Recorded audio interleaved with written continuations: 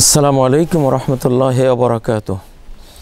আলহামদুলিল্লাহি রাব্বিল আলামিন ওয়াসসালাতু ওয়াসসালামু আলা সাইয়্যিদিল মুরসালিন ওয়া আলা আলিহি ওয়া সাহবিহি আজমাইন, আম্মা বাদ। প্রিয় দর্শক ভাই বোনেরা, আমরা খুলনা পায়গ্রাম কসবা মিরপাড়া সৈয়দ হাসমত আলী সাহেবের বাড়ি থেকে কথা বলছি।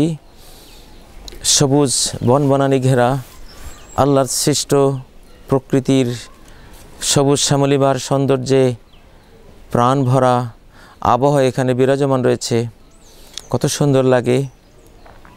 এই যেন আজ থেকে হাজার হাজার বছর আগের সেই অকৃত্রিম পৃথিবী, যা প্রাণীর জন্য, বিশেষ করে মানুষের জন্য আল্লাহ তাআলা সৃষ্টি করেছেন। আল্লাহ বলেছেন, হুয়াল্লাযী খালাকালাকুম মা ফিল আরদি জামিআ। আল্লাহই সেই মহান সত্তা যিনি তোমাদের কল্যাণে, তোমাদের উপকারার্থে, তোমাদের সেবার জন্য, তোমাদেরই উপভোগের জন্য এই পৃথিবীর সকল কিছু রচনা করেছেন, সৃষ্টি করেছেন। আসলে সৃষ্টিকর্তার প্রতিটি সৃষ্টি অত্যন্ত সূক্ষ্ম, কঠিন পরিমাপে তিনি সৃষ্টি করেন। এখানে মানুষেরাই বিপর্যয় সৃষ্টি করে। আজকের এই ফাল্গুনের পরিবেশেও এখানে এসে শেষ রাতে অনেক শীত অনুভব করেছি, কারণ এখানে সৃষ্টির প্রকৃতি ঠিকঠাক মতো এখনও আছে। কোনো কার্বন ডাই অক্সাইডের অতিরিক্ত অত্যাচার এখানে নেই, পরিবেশ ভারসাম্যহীনতা এখানে নেই, এখানে কোনো বায়ু দূষণ নেই, শব্দ দূষণ পেলাম না। এখানে যত রকমের পানি দূষণ, পরিবেশ দূষণ বলতে আমরা যা দেখি ঢাকা বা এই জাতীয় মেগা সিটিগুলোতে, এখানে সেই জিনিসগুলো নেই বিধায় এখানে আল্লাহর সৃষ্ট প্রকৃতি অত্যন্ত সুন্দরভাবে আমরা বিরাজমান দেখলাম। আসলে আল্লাহ তাআলা এই বিশ্বজগৎকে যেই প্রকৃতি দিয়ে সৃষ্টি করেছেন, সেটা ঠিক রাখতে হলে কোরআন ও সুন্নাহর সূক্ষ্ম জ্ঞান ছাড়া মানুষের পক্ষে সম্ভব নয়। মানুষ আজকে নিত্যদিনের দূষণ দিয়ে তারা যা ক্ষতি করে ফেলেছে এই পৃথিবীর, মাটির গ্রহের, এটা পোষাবার কোনো প্রযুক্তি বা কোনো অর্থনৈতিক শক্তি তাদের হাতে নেই। যা লাভ করেছে তার চেয়ে ক্ষতি করেছে অনেক অনেক বেশি। আজকের যেই পারমাণবিক দূষণ আমরা শুনি, পারমাণবিক চুল্লি কোথাও করলে আশপাশের প্রাণীজগৎ ধ্বংস হয়ে যায়, বিকৃত হয়ে যায়, অ্যাবনর্মাল হয়ে যায়। যেখানে মোবাইল টাওয়ারগুলো বসানো হয়, আশপাশে ফলের গাছগুলো ফলশূন্য হতে থাকে, বিভিন্ন গাছগাছালির জীবন বিপন্ন হতে থাকে। তাই যদি হয় তাহলে একসময় অবশ্যই গবেষণা এটা প্রমাণিত হবে যে এই প্রযুক্তিগুলো মানুষের এত বেশি ক্ষতি করেছে, যা লাভের চেয়ে অনেক অনেক গুণ বেশি। এজন্যই পৃথিবী আরেকবার তার পূর্বাবস্থায় ফিরে যেতে হবে। আসুন, আল্লাহ তাআলা কোরআনে যেমন বলেছেন,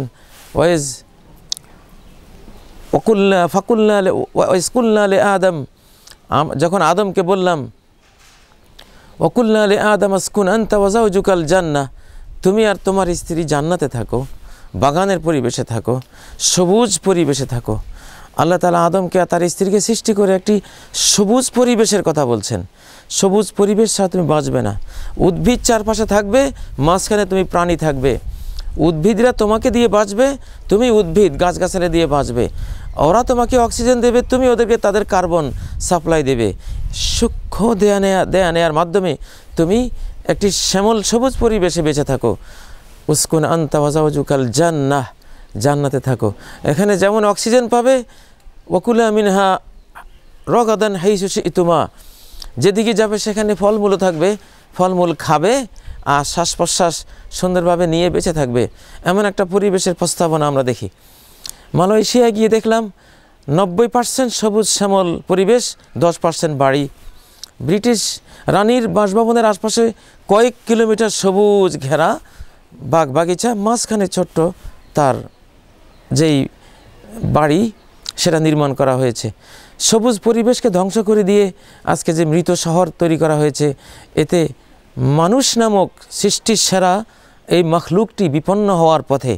আজকে শিশুরা কথা ফুটে না, ব্রেইন তাদের বিকশিত হয় না, হাবাগোবা, অ্যাবনর্মাল, বুঝে না, কেউ বা কানে শোনে না, চোখে দেখে না, কেউ বা হাঁটতে পারে না, কারো কিডনিতে সমস্যা। এত সব সমস্যা কারা তৈরি করেছে? আমরা মানুষেরা যারা নিজের জ্ঞান বিজ্ঞানের গৌরব করি, আমরাই সকল সর্বনাশের মূল। আজকে ঢাকার পরিবেশে যদি এই সুন্দরবনের একটি গুই সাপ ছেড়ে দেওয়া হয়, ও টিকবে না। ও তার জান প্রাণ দিয়ে চেষ্টা করবে যে এই মৃত্যুপুরী থেকে কোথায় পালিয়ে যায়। কিছুক্ষণের মধ্যে দেখা যাবে সে শুধু ছুটছে আর ছুটছে। কোথায় ছুটছে? কোথায় একটু সবুজ পরিবেশ পাওয়া যায় ওদিকে সে চলবে, ঢাকার এই মৃত্যুপুরীতে থাকবে না। আসলে আমরা বিজ্ঞানী নই, আমরা অজ্ঞানী, আমরা শিক্ষিত নই, আমরা মূর্খ। সৃষ্টিকর্তার উপরে যখনই মানুষ হাত ধরে, তার সিস্টেমে যখন হস্তক্ষেপ করে, আফসাদা কুল্লা সেই সব জিনিস নষ্ট করে দেয়। আমাদের ভবিষ্যৎ শিশুদের জন্য একটি সুন্দর পৃথিবী যদি আমরা রেখে যেতে চাই, তাহলে অবশ্যই কোরআন সুন্নাহর এই ন্যাচারাল বিধানগুলো, সৃষ্টি প্রকৃতির সাথে ম্যাচিং করা কোরআনিক বিধানগুলোকে পালন করা ছাড়া আমাদের কোনো উপায় নেই।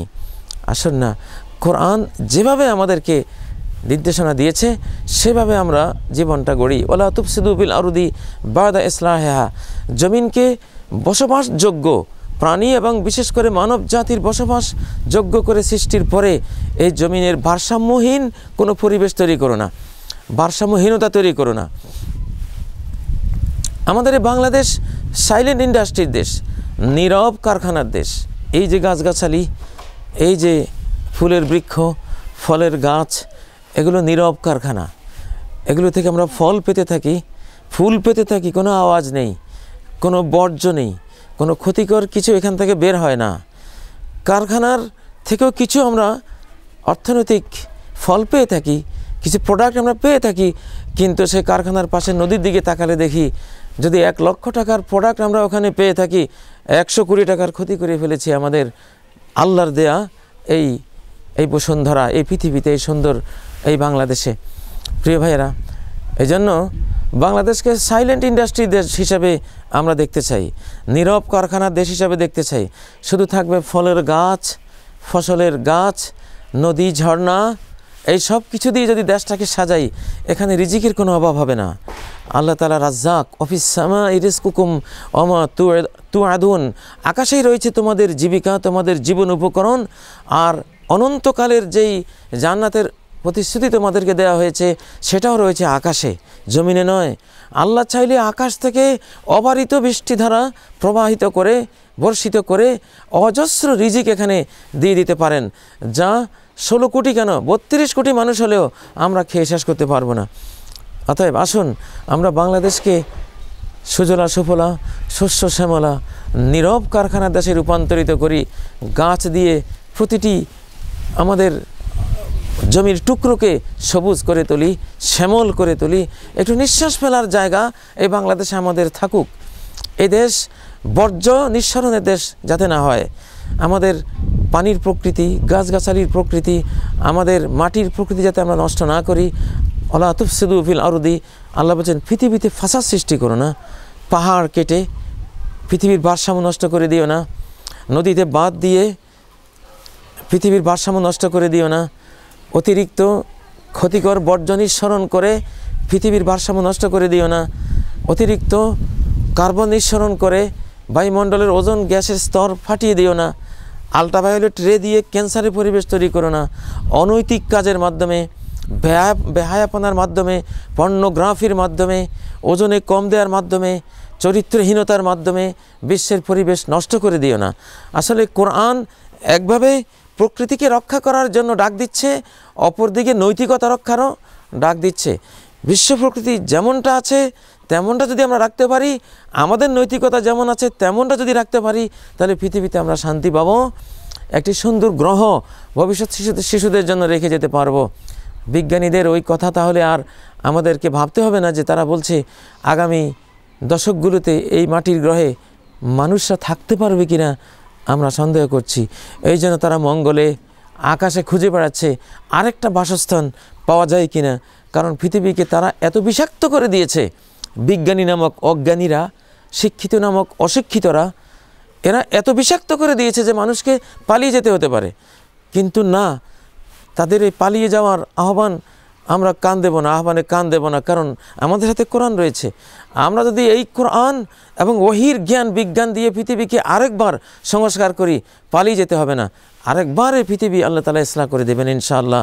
অতএব আসুন না আমরা সবাই আমাদের যে ধর্মশিক্ষা, নৈতিক শিক্ষা, কোরআনিক শিক্ষা, ওহির শিক্ষা, যেখানে যেমন চাষ কেমনে করতে হবে সে বিজ্ঞানও আছে, কিভাবে পৃথিবীকে সুন্দরভাবে আবাদ করতে হবে, গৃহ নির্মাণ করতে হবে, কতটুকু বাগ বাগিচা সবুজ বনবনানি তৈরি করতে হবে, কিভাবে নদী নালাকে প্রবাহমান রাখতে হবে, কিভাবে মানুষকে ঠিক সুন্দর চরিত্রের উপরে কর্মের উপরে থাকতে হবে, সকল নির্দেশনা কোরআনে যেহেতু আছে, আসুন বিশ্বব্যাপী এখন কোরআনের গবেষণা এগিয়ে চলেছে, আমরা মুসলিমরাও কোরআনিক গবেষণার দিকে এগিয়ে যাই এবং একটি সুন্দর পৃথিবী আমাদের শিশুদেরকে উপহার দিয়ে যাই। আল্লাহ তাআলা এমন একটি সুন্দর পৃথিবী কোরআনের সুন্দর জ্ঞানের মাধ্যমে রেখে যাওয়ার তৌফিক আমাদেরকে দান করুন। পৃথিবীকে সার্বিক বিপর্যয় থেকে রক্ষা করার আমাদের তৌফিক দান করুন। সুবহানাকাল্লাহুম্মা ওয়া বিহামদিক আশহাদু আল্লা ইলাহা ইল্লা আনতা আস্তাগফিরুকা ওয়া আতুবু ইলাইক। ওয়াসসালামু আলাইকুম ওয়া রাহমাতুল্লাহি ওয়া বারাকাতুহু।